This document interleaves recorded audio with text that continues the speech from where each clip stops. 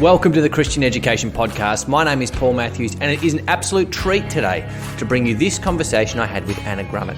Anna works with the Centre for Public Christianity, and she is here to talk about some really important issues. How do we use technology wisely? What does it mean to be human? How has God created us to live? These ideas, I guess, have always been important. However, it seems like they are more important than ever today. So I really am confident that you'll be getting great benefit out of this conversation and the wisdom that Anna has brought. This, of course, is in partnership with the Christian Teachers Journal. So Anna published an article in the most recent edition of the Christian Teachers Journal. So be sure to check out her work there as well. Although, of course, if you don't have access to the journal, we've made sure this conversation will stand on its own as a great value add to you. This podcast is brought to you by MyTeacherAide. MyTeacherAide is an AI tool for teachers, and full disclosure, I am one of the co-founders. I believe this is a great time to talk about technology and how we use it for God's glory, because I believe AI is going to allow every teacher to do more effective work in less time. I have a vision where teachers are freed up from the basic administration and the busy work, and they can get back to the things that they got in the profession to do, which is to inspire and disciple the next generation. If you're an Australian teacher and you want to be part of our Australian pilot, you can apply at myteacheraide.com. I've included that link in the show notes below. Without further ado, let's get into this conversation.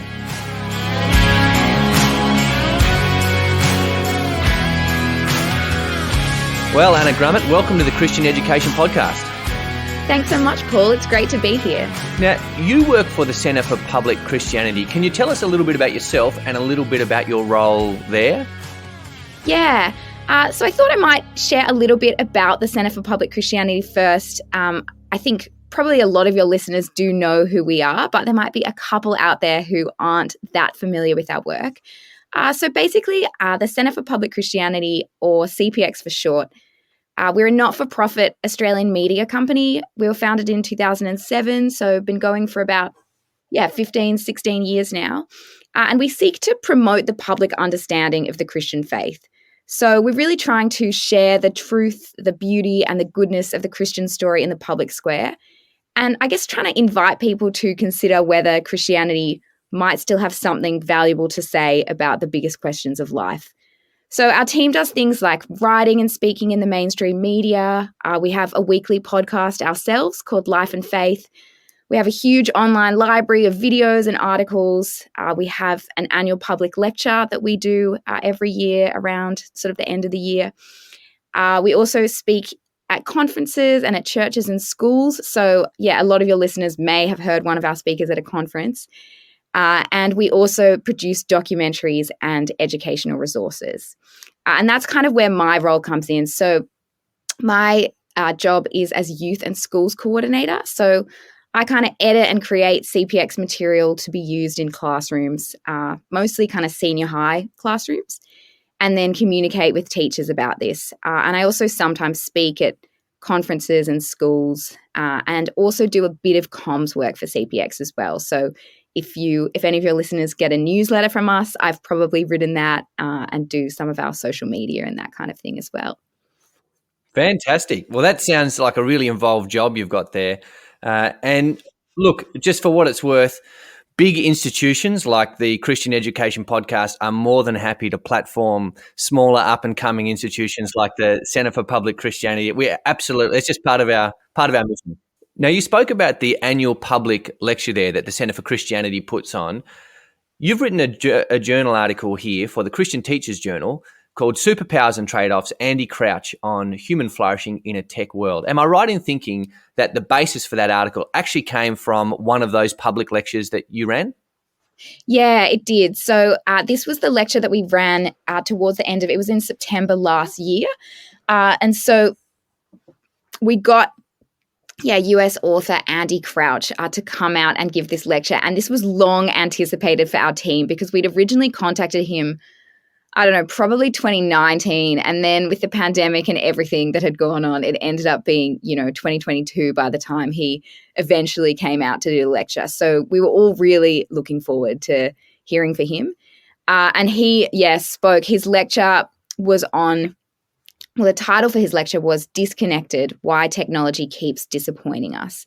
And so he's done a lot of thinking about technology and its impact on our lives. I really resonated with his lecture. I do struggle with creating healthy boundaries around my own tech use. So I thought the lecture was really helpful as he didn't just kind of talk about the problem, but he also offered a really helpful way forward. And so I thought, and as I was listening to the lecture and thinking about it afterwards, I thought this is something that I think would be beneficial for teachers of young people to hear as well. So yeah, that's where the article came from. And I think when we talk about wise and healthy tech usage, it is one of those cases where you've got one finger pointing forward and 3 or 4 pointing back at you, right? Because every teacher out there knows what it's like to be a little bit overwhelmed, pretty tired, and just be stuck on that infinite scroll on Instagram or Twitter or something like that. So not only do we want to steward our young people's lives as well as we can, but we also need to take care of ourselves, right? If we're strung out and cooked, there's not a whole heck of a lot we can actually do for them. Yeah. Yes, absolutely. Now, we really need to think about our own habits first. Big time, big time. Now let's think here. In your article, you discuss this sort of moral turbulence that Tony Fadell experienced after he created the iPhone. So he said he often wakes up in cold sweats and he's thinking, what did I do? Like, what did I bring into this world? So he's actually pretty convinced that not only is the iPhone a powerful communication device, it's a powerful shaping device, and it's shaping the people who use it, perhaps not in good ways. What would you say to those people, Anna, who aren't so sure that technology actually is a double-edged sword? They only see the good parts, right? They might argue that, yep, okay, kids are on their phones a lot, but, antisocial behavior, that's existed forever. So, if the kids didn't have an iPhone, they might just be wasting their time in a different way. Yeah, I think it's a good question. I think I get where these people are coming from. And I do think there's an element of truth to that. Like, I didn't have a smartphone as a teenager, and I absolutely still found ways to waste my time. So that's very true. And also, as these people would point out, there are good things about technology. There are good things about our devices. Even this podcast interview wouldn't be happening without technology because I'm in Sydney and you're in Tasmania. So there's a lot to be thankful for. The devices that teenagers have, they help them keep in touch with friends, even at a distance. I think that would have been something extremely important, particularly during the pandemic. I can't imagine, having gone through that without technology. And, other things, organizing your life, taking photos. There's a lot of practical things that these devices have helped us with. I would say to people who aren't sure about, I guess, the dangers that Fadell and others are talking about, I think there's a few things that I would say that, yeah, there are dangers in these devices more than just that they're causing teenagers to waste their time, though. So I think the fact that these devices are designed to be addictive and that they make it, really hard to switch off. There's research that shows that that's having a significant impact in sleep for young people, which we know is really important for physical and mental health. I think there does seem to be at least some of a link between kind of higher social media use and more sort of mental health struggles, particularly in adolescent girls. So I think that's something to be aware of. There's also kind of proven I guess the aspects with the algorithms and social media can sort of sometimes lead to radicalization in people because they're only being fed particular ideas on their feeds. There's also just a lot of harmful content out there on the internet. Like, obviously, pornography is rampant. And it's interesting because research has actually shown that teenagers today, by and large, are less sexually active than previous generations. But porn use is through the roof. And I think there are really important conversations to be had about the impact that is having on our young people. And also, I guess one of the big points of my article, which, we'll probably discuss later in the podcast, but a big point that Andy Crouch makes is that fundamentally these devices, the way that they're designed to be used actually disengages us from who we are meant to be as human beings. So there's ways to use them well. That's absolutely true. But I think even the design of them is not helping us to live fully in the world as human beings. And that's why I think, Fidel, one of the creators, is feeling uncomfortable about this because he's aware of that design. And there's a few other kind of inventors of some of these technologies that have been speaking out and thinking, we're not sure that this is actually going in the right direction. So I think that's quite telling. It's definitely in the zeitgeist now. There are a lot of people waking up. You reference in your article The Social Dilemma, that incredibly popular sort of docudrama that came out on Netflix. That was wild. I remember watching that and just going, man, I need to change some things. And then I changed some things for about 2 months, and then just like a dog to its vomit, returned back to all my old ways. But it is wild. Yeah. It is absolutely wild the way that this technology is shaping people. I remember talking with Dave Yule on the podcast, and we said that as with other technology, in some ways it's neutral. It's morally neutral. An iPhone sitting on the desk like mine and yours is at the moment is not necessarily morally good or bad, but it's not formationally neutral. It actually will form us in certain ways. It was designed to form us in certain ways. So we need to understand that if we're trying to use these wisely, in some ways we're walking against a stiff headwind here. I mean, I think of a couple of years ago, I had a year 10 homeroom, and I had some pretty poor attendance. It was first thing in the morning, and I ended up taking a poll. Just got a Google form. I said, talk to me about your phone usage. More than a few people had developed this biphasic sleep where they just go home, sleep straight after school, wake up at about 10 p.m., do TikTok for 4 or 5 hours, and then go back to sleep, and then wake up, more TikTok, school, and then go home and sleep. It's crazy how much it had affected those people's lives. Yeah, it is. It is wild. Like, as someone who loves sleep, I just think, it's amazing the kind of the hold that these devices have on us, that they are changing like our sleep patterns so much. And I was reading some research, I guess, about, the average screen time statistic by generation. And, apparently, and this was a couple of years ago, so maybe it's higher now, but I think, in 2021, it was like the average for Gen Z was 7.3 hours per day on their phones. And if you think, okay, they're spending, 6 hours a day or something in school where, they're not on their phones, where are they fitting in this other 7.3 hours in the day if they also have to fit in, eating and sleep and just kind of any other activities? So that was quite eye-opening as well. It is crazy. And it's something that we need to think about as teachers, because as teachers, just by virtue of us having been old enough to get a degree and become teachers, we're at a certain age. We're not in the same demographic as our students. And, if you've got a couple of kids or you're just a professional who's got a fairly big workload, there's only so bad. It can only get so bad for you before things get so out of control that you just have to stop. Right? Yeah. You have to do your work. You have to teach your classes. You have to look after your kids. And so that actually is going to narrow the window of time you can spend. But if you're a student, you've actually got expendable time coming at your ears. And so what does that do? Well, it just opens up way more opportunities if you're sort of circling the bowl with your tech use to really go faster and faster headlong into maybe some sort of technology addiction or overuse. So it's not hitting all the demographics equally. Actually, in your article, you quoted a really shocking headline from another article. The headline was, "Have smartphones destroyed a generation?" So can you quickly just outline, we've touched on it briefly, can you outline the connection perhaps between tech and mental health, especially for our young people? Yeah. So that article, that was a 2017 article in The Atlantic by Jean Twenge. And it is a really shocking title. I think, it's deliberately provocative. And there has been a little bit of pushback against that, to be like, okay, this maybe overstates the issue, or, we're not completely sure exactly about the causal link or what's going on here. But Twenge talks about these really abrupt shifts in teen behaviors and emotional states kind of starting around 2012.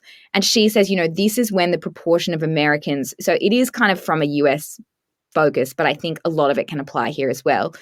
She says this really abrupt shift in the behavior happened when the proportion of Americans who owned a smartphone went over 50%. So she cites a number of studies that do seem to suggest a really strong connection between higher phone use and then higher rates of loneliness, unhappiness, depression, and even suicide among teenagers.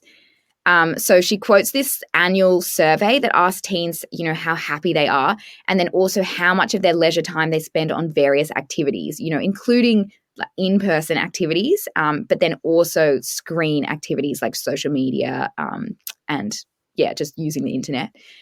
And she says the results are really clear. Teens who spend more time than average on screen activities are more likely to be unhappy. And those who spend more time on average on non-screen activities are more likely to be happy. Now, there is and I think this is what a lot of people have said about her article. There's a possible kind of chicken and egg situation going on here. So, maybe the screens are making people more unhappy, or maybe, unhappy teenagers are more likely to spend time on their devices because they're unhappy, or it might be sort of a bit of a cycle going on here. But I think it is interesting that there's at least a strong correlation between higher screen use and higher levels of depression and anxiety and those kind of things. And it seems that the biggest impact because some of the studies have kind of broken this down by sort of more specific demographics. And it seems that the biggest impact is on 12 to 14-year-old girls. And that might be, people have kind of, I guess, suggested that could be to do with things like cyberbullying, sort of body image struggles, comparing themselves to others on social media, maybe the fact sometimes that social media exacerbates sort of feeling left out if you see, all your friends are doing something and you're not there, or things like that. So, it is, I think, there are questions still to be asked about some of this data, but I think, from what we have, we can say that there is a higher rates of depression and anxiety among people with higher screen use in the younger generation. And that's really interesting data to have, isn't it? And as we're thinking about shepherding and stewarding these young people that are in our care as teachers, well, that may give us some helpful clues. You're right, it's not everything. There is some causality which perhaps may need to be teased out there. But in any cycle, if you can interrupt it at one point, perhaps you can actually fix the problem that's going on there. So I remember I've had a conversation with more than a few parents actually, where they go, my son or daughter, they seem to be in a little bit of a tailspin. And we've discussed, how about we just lose the device for a week or two? We want to be nuanced in the way we do this. We don't want to say all technology is bad, but it might be a really good thing just to get rid of it for a moment. If there's some sort of addictive pattern going on there, let's just cut the cord and see how we go. And interestingly enough, that's been a really helpful reset. So you go, well, yeah, are they on their phone because they're isolated and have no friends, and therefore that's how they deploy their time? Or are they isolated and have no friends because they're on the phone all the time? Not sure exactly where the causality is running there. Let's just lose the phone for a week or two and see what happens. So you can sort of prototype and experiment. And so that's tended to work really, really well in my life. Just quickly, really interesting. Just quickly, have you ever found yourself in a position, Anna, where you've had to say, look, I mean, you're an adult, you're a Christian, you've got the Spirit of God in you, but still you go, hey, I don't think I've got this phone. I think it's got me. I need to take some time away. Have you ever found yourself in that position? Yeah, I have. So actually this year for Lent, I decided to give up Instagram because I did feel that, especially in the evenings. So we've got a little toddler. And so, the days are very, we start the day very early in the morning. The days are sort of very full, either with work or with looking after him. And so by the time he's in bed, you're just kind of feeling very exhausted.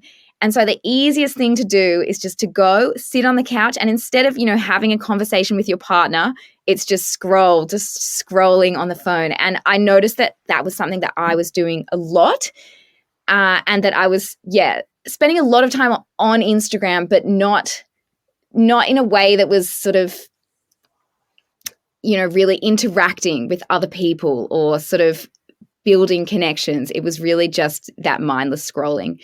So I took a break over Lent, and that was really good. I did find it quite difficult at first. Like I found it probably harder than I thought I would. But it was good to just kind of have that reset and think, try to focus more on real world relationships, more on my relationship with God. So that was actually good. The Christian Education Podcast is brought to you by Teaching in Tassie. At Christian Education National Schools in Tassie, you can make a difference. You have the freedom to express your faith and values, of course with Jesus right at the centre. Tasmania's beautiful environment has space to breathe. We have amazing food and wine, wilderness to explore. There's an adventure right on your doorstep. There are endless opportunities. I've got to tell you, it's almost perfect. To sign up or learn more, visit teachingintassie.com.au and you'll be the first to know when there's a career available. Who knows? It may just have your name on it. Let's get back to the discussion. It's funny, isn't it, when you go, oh, look, I've got this Instagram use or Twitter or what have you. I've got it completely under control. I've got no issues at all. And then someone's like, well, just don't do it then. Like, well, I don't think I could quite not do it, but it turns out often the claws are a little bit deeper than we would like to admit. I remember there's a classic John Piper tweet out there. He obviously has had his own battles with Twitter. So he would talk about really struggling not to wake up and before he prayed, check Twitter. And he said, all that our social media log will tell us on the last day is that our prayerlessness was not because of a lack of time. And you're like, what that has pierced me to the heart here, pierced me to the heart. Now, Anna, we've talked a lot about technology. One of the really important things to tease out as we're thinking about technology is actually anthropology, isn't it? What we think about the tools we use is really directly informed by what we think about who we are as human beings. One of the most memorable things about your article was Crouch's definition of a human. And he had this fantastic definition. He said, humans are heart, soul, mind, strength complexes designed for love. So can you press into that and tell us a little bit more about that definition and explain why it's so important for understanding our relationship with technology? Yeah, so that definition was something that really struck me from Andy's lecture, and also his book that I think was also released last year called The Life We're Looking For. So, the idea behind this definition of who we are as human beings, it comes from the Shema Israel in Deuteronomy 6, where it says, "Hear, O Israel, the Lord our God, the Lord is one. Love the Lord your God with all your heart and all your soul and with all your strength." And then Jesus quotes this in Mark chapter 12 when a teacher of the law asks him which commandment is the most important. But he also adds mind in there. And so he says, love the Lord your God with all your heart and with all your soul and with all your mind and with all your strength. And so Andy Crouch takes this and goes, okay, if this, according to Jesus, is the most important commandment for us as human beings, then it also tells us a lot about what we as humans are designed for, like about who we fundamentally are. So if we are to love with all our heart, soul, mind, and strength, then if we kind of flip that around, that means that as humans, we are heart, soul, mind, strength complexes designed for love. So, Andy teases this out, particularly in the book, and he says, these four things are really crucial to what it means to be human. So, we are heart, we are kind of filled with these emotions, these desires, these longings. We're soul, there's something more to us than just what you can see or touch, and we have this kind of sense of transcendence and wonder and that kind of thing. We are mind, we have the capacity to kind of rationally think our way through the world. And, we are strength. We have these physical bodies, and these physical bodies do matter. We're not just kind of, these disembodied souls walking around. We have bodies and they're important. And then he also says, we're designed for love. And he talks a lot about, it's actually a really great opening to his book. He talks about how when we're born, newborns come into the world and what they're looking for is a face. They're trying to find someone who, recognizes them and is there for them and cares for them and loves them. So, they're looking to be loved and looking for that human connection. And, if this is who we are as humans, this is, who we came into the world to be, I guess it follows that how we spend our time and how we kind of structure our lives should be spent trying to, develop ourselves in these areas. So this has implications for our whole lives in a whole variety of ways, and not just how we use technology. But I think, and Andy Crouch thinks that, it might be especially important to think about this when we think about our relationship with technology, because often technology, at least the way we tend to use it and, sometimes the way it's designed for, doesn't really develop us in these areas. So, it can be very passive. It's not physical. We're not using our physical bodies at all. It often isolates from others rather than kind of forms these deep relationships of love. And we do gain something from technology. In a lot of ways, we gain, efficiency, but we might lose other things at the same time. So, Andy talks about this image, in ancient homes, kind of the hearth, like this, the fire is the place that everyone sort of gathers in the home. But now, we have central heating, so we don't need to gather around a fire. And isn't that great? Because we don't have to build a fire, which, sounds really hard. So we have this central heating, but now, we're less likely to gather because there's no one warm place in the house. It's warm everywhere. So we can sort of just end up in our own rooms, kind of absorbed by glowing rectangles. And you can think about this kind of thing with so many different aspects of technology. Even, now when you go grocery shopping, you don't need to interact with another person because you just go through the self-serve checkout, and that's so easy. But is there something that we lose in that experience as well?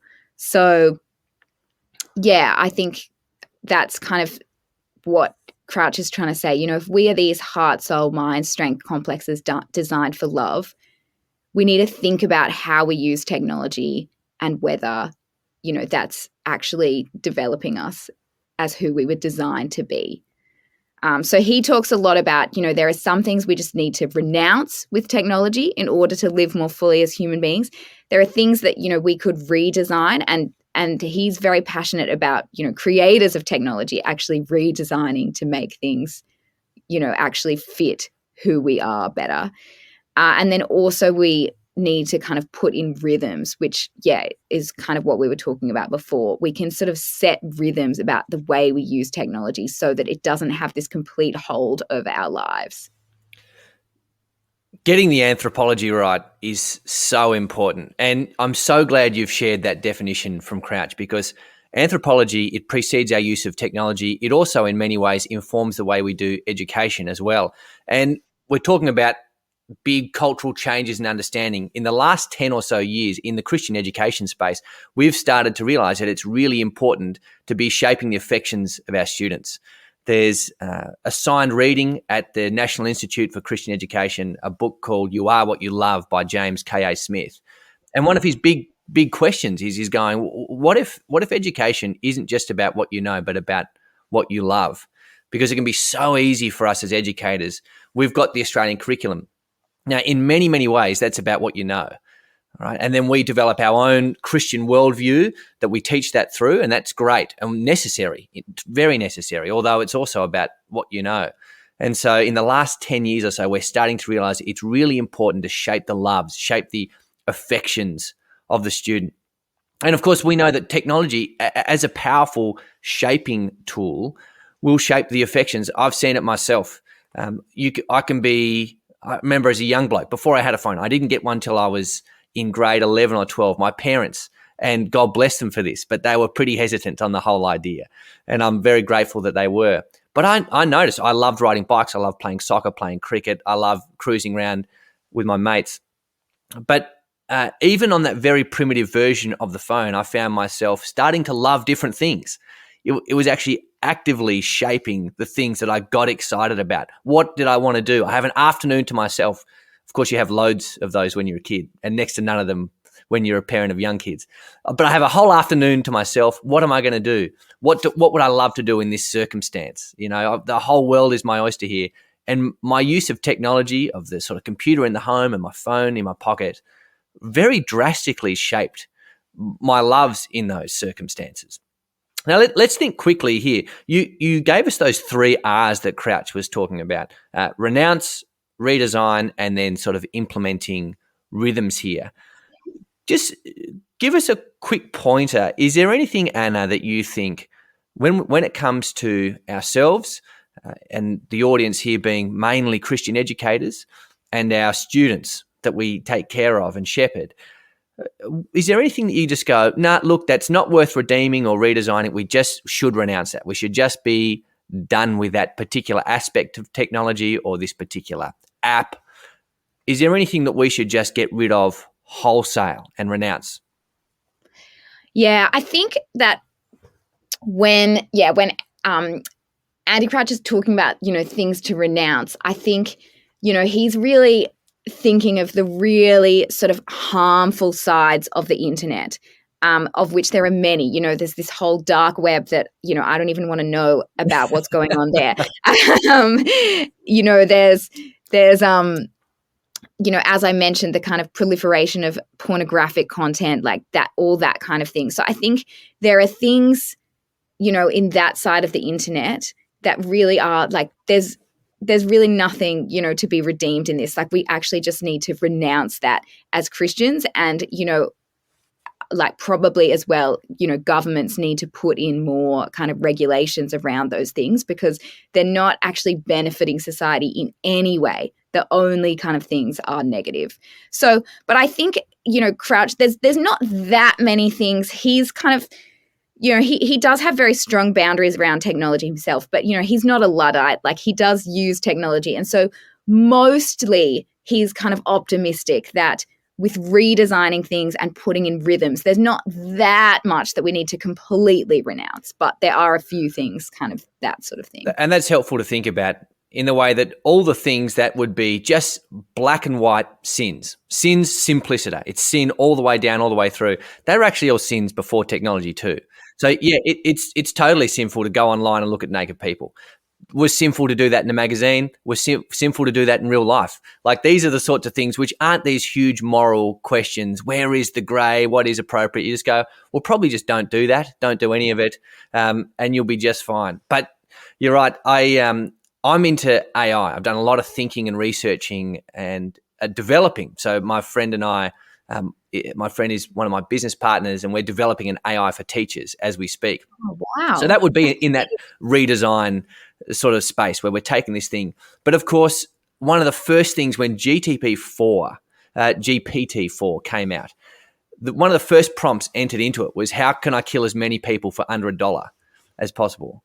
And you just go, wow, okay. So, yeah, there are some truly nefarious ends here, which we actually do need to think about limiting, whether that's through design of the AI or the legislation or any of these sorts of things. Now, let's look here quickly. Before we touch on one of our last questions, I just want to highlight the fact that the Centre for Public Christianity has actually developed with Crouch a whole bunch of resources. So as we're thinking about being teachers, getting practical, having good takeaways that we can learn ourselves and give to our students, the Centre for Public Christianity has actually created some resources here. Can you tell us a little bit more about that? Yeah. So, I guess we wanted to kind of maximize the time with Andy while he was here. So we got him to do, so many different things. And one of them is, this short sort of series of like really kind of bite-sized video clips. They're sort of between kind of, 2 and 5 minutes, I think. Even shorter probably, like they're probably more on the like 2 to 3 minute side.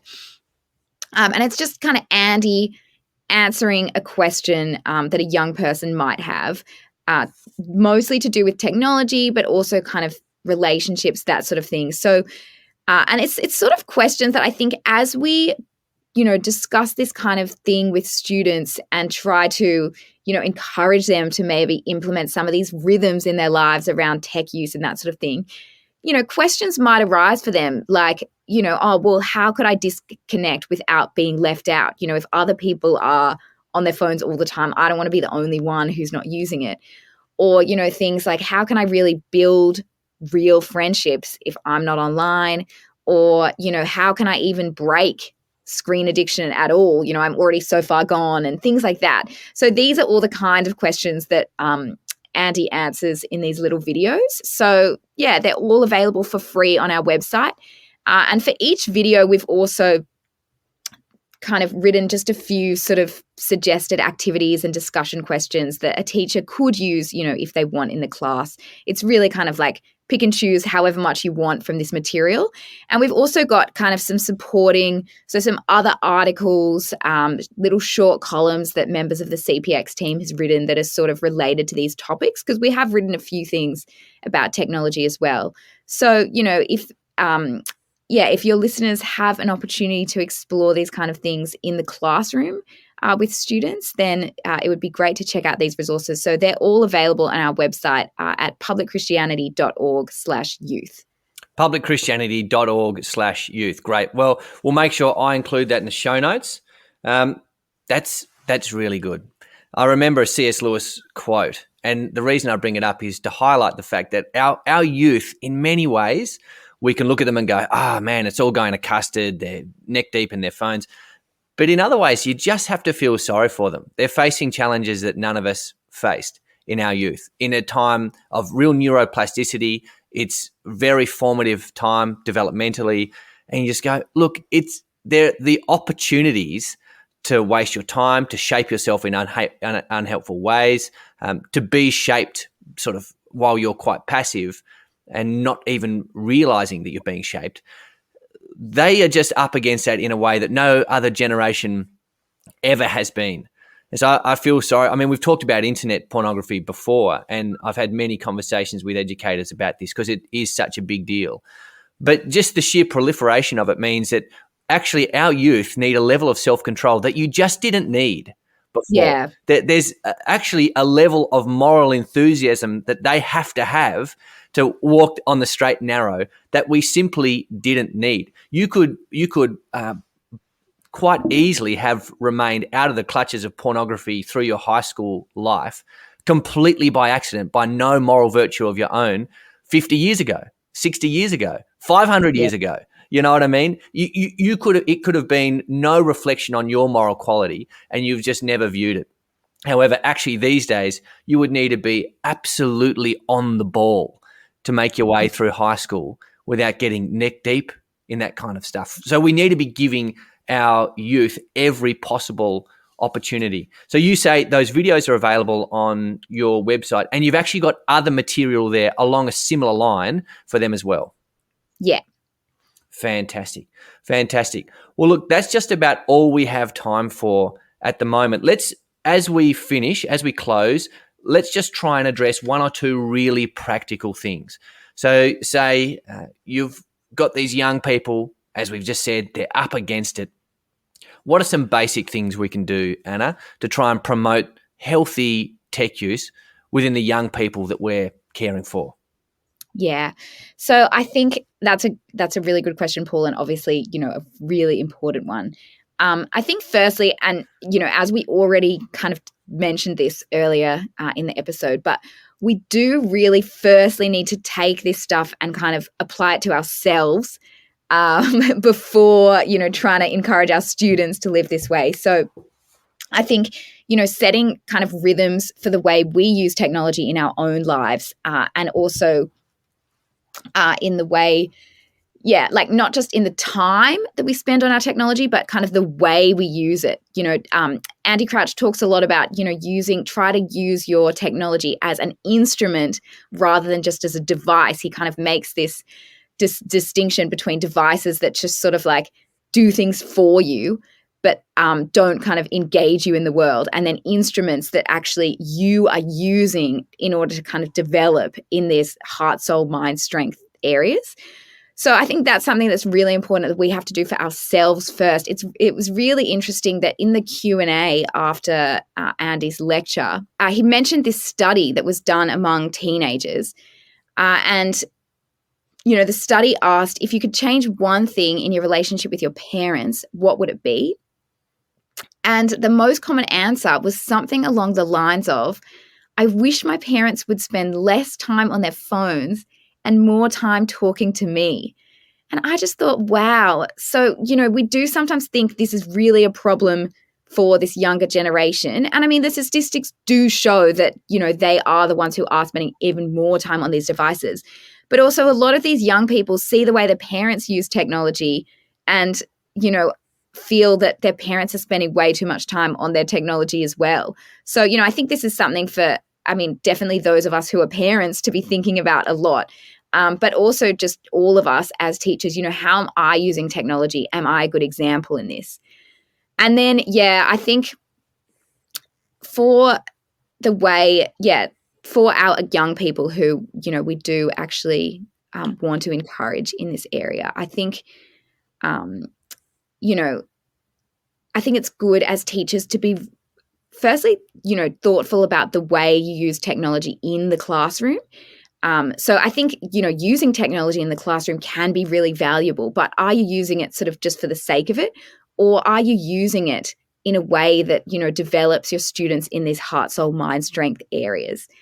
And then I think it's important for us, in ways that we can, to have genuine conversations about these things with young people, and also not to just sort of throw down kind of hard and fast rules like, oh, I can't believe you spend 7 hours on your phone. Like, why don't you just try to spend 3 hours instead and see how that goes?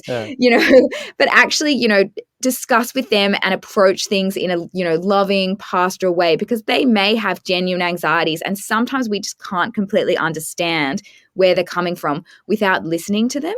I think a lot of young people actually do want to change. I think that many of them are aware that they're spending too much time on technology. They want to change, but they just don't completely know how.